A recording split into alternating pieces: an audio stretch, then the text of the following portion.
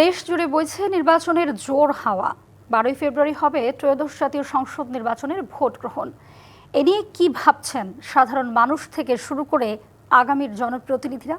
সে কথাই জানাতে ডিবিসি নিউজের ইলেকশন এক্সপ্রেস ছুটে যাচ্ছে সব সংসদীয় আসনে।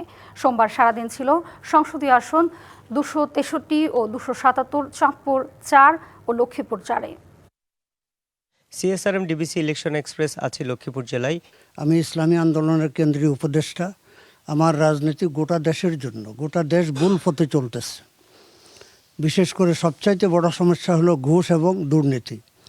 এই ঘুষ এবং দুর্নীতির বিরুদ্ধে কথা বলার জন্য, আওয়াজ তোলার জন্যই আমি সংসদে যাওয়ার ইরাদা করছি। নারীদের ব্যাপারে যে ভীতিভাব জামায়াত ইসলামীর ব্যাপারে, এখন আর এই ভীতিভাবটা নাই।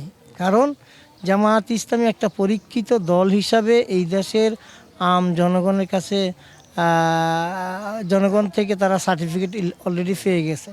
যুব দল, ছাত্র দল, স্বেচ্ছাসেবক দলের অনেক নেতাকর্মী জেলে ছিলেন, দুঃসময়ে তাদের পাশে দাঁড়িয়েছেন এবং আজকে দল উনাকে বঞ্চিত করার পরেও দলের সর্বস্তরের নেতাকর্মী এবং সাধারণ জনগণ ওনার অতীত সকল কর্মকাণ্ডকে মূল্যায়ন করে আমাদের দলের সাংগঠনিক নেতৃত্বের 10% লোকও আমাদেরকে ছেড়ে কিন্তু যায়নি।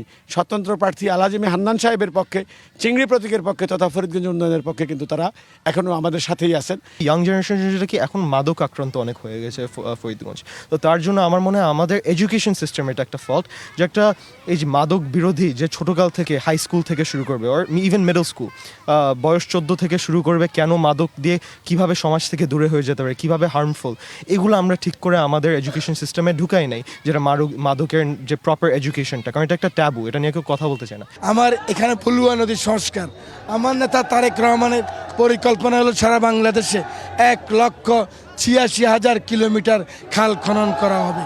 কিভাবে করা হবে তার পরিকল্পনা আছে। আমার দরকার মাত্র 31 কিলোমিটার টেকসই বেড়িবাঁধ, সেটার কাজ ইনশাল্লাহ দ্রুত হয়ে যাবে।